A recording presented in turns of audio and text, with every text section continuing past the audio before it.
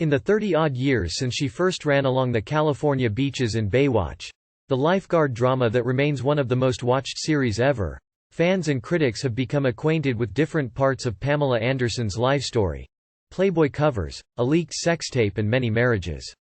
A stolen VHS, featuring intimate footage of Anderson with her first husband Tommy Lee, was distributed for more than $75 million, £60 million, in sales in the first year alone, and a fictionalized account of the ordeal made by Hulu earned widespread acclaim and 10 Emmy nominations. On Tuesday, the Canadian-born Platinum Blonde will tell that story herself, in both a memoir and a nearly 2-hour Netflix documentary. Anderson, 55, reportedly began working on the projects years ago. When she first learned about the Hulu series Pam and Tommy, "I blocked that stolen tape out of my life to survive.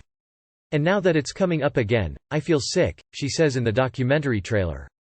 "I want to take control of the narrative for the first time." Here's a look inside Anderson's new book Love, Pamela, written without the help of a ghostwriter, a close-up of one of the most recognized women in the world. Anderson was born in Ladysmith, a small town in British Columbia's Vancouver Island on Canada's western edge. She described her childhood within the island's forested expanse, making dirt pies and chasing garter snakes next to fragrant purple lilacs, sour grapes and vines strangling the trunks of tart green apple trees. But these idyllic scenes are cut with the loud and sometimes violent conflict between her young parents. Anderson has previously said how her father, an alcoholic, was physically abusive to her mother.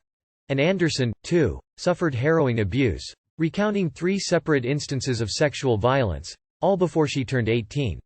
In one, Anderson says she was molested by a female baby-sitter between the ages of 6 and 10.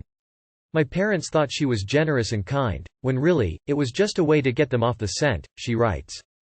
"At the time I couldn't understand any of it. She threatened me and told me not to tell anyone. Or else. Then, when she was just 12, a 25-year-old acquaintance raped her. Later, at 14, a high school boyfriend and a group of his friends sexually assaulted her. I didn't tell anybody," she writes. "I just blocked it out." Anderson was 22 years old and working at a tanning salon when she was discovered.